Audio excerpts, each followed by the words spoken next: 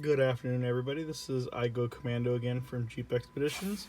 I installed my GMRS Midland radio in my Jeep just the other day. If you've seen my previous video, I had a 2016 JLU that I rolled back in Oregon back in July, and I salvaged as much as I could, including the radio because the radio still worked great, and installed it in my new 2018 JL 2.0 turbo. I do like the turbo, very peppy. Just got done putting wheels and tires and a lift and everything on it, and it definitely does what it needs to do. Unlike the old JKs were gutless, this definitely, if you're doing 75 and you give it gas, it gets up and goes. So with the previous JK, had a little more room. I had mounted it down in this compartment down here, kind of at an angle up. With the JL, very much lack of room inside here. There's a lot of little things that when I was mounting this that I realized that I did not like about this.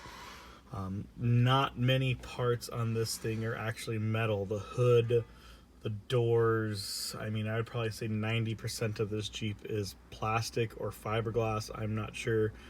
But when I was mounting the CB, the GMRS antenna made it a little bit harder to do.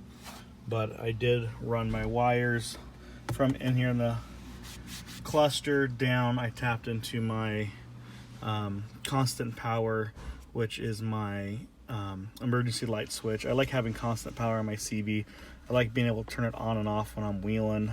I don't like the fact that you have to turn the Jeep off and then it turns off. I like to be able to just manually turn it on and turn it off so it's always working. So I did mount it here on the side. Wires are going up underneath, goes across and through here, ties in up in here, grounded inside too, and then it comes down, and then my antenna cable is going through here underneath the carpet and everything. I did not tuck that away the other day. There's a little grommet down here that you can see right there. There's a little plastic grommet that was in there. I pulled it out. You just push it out from the inside, and that's where I ran the cable through. I think that's probably for the if you have a manual for the clutch, but that's where I ran it through. And then I did mount it kind of in the same spot. I mounted it to the outside. On the previous Jeep, I used the Comet mount, and I had it mounted here, but the new Jeep is not metal. This is plastic or fiberglass. So is this, so is this, so is the door. This is metal, but I'm not going to drill a hole through my windshield.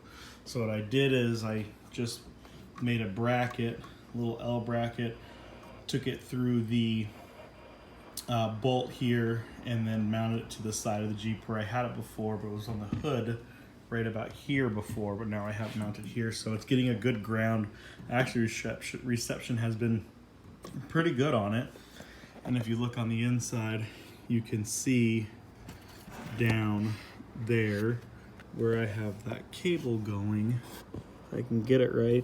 It's a little plastic grommet. I actually just took some tape, red tape, put it over the hole for now until I can find me a bigger rubber grommet, and then I'll slice it, and then I'll feed the cable all the way through. The one they give you is kind of like a really hard plastic. I'd like to try and find a rubber one to go through. But seems to be working pretty good. Hood opens and closes better than on the other one. The other one, it kind of caught when I'd open it, it'd get caught right there on the mirror. But since this is mounted to the actual side of the Jeep, I don't have to worry about it getting in the way. It is up above the hood, just the roof, sorry, just a little bit, not as much as I'd like. I'm gonna probably see about getting a longer antenna, but problem with the JL is like I said, everything on this thing is plastic or fiberglass. I don't know what it is, but that was probably the only downfall I'm not liking about it so far. You guys have any questions or comments? Please leave a message.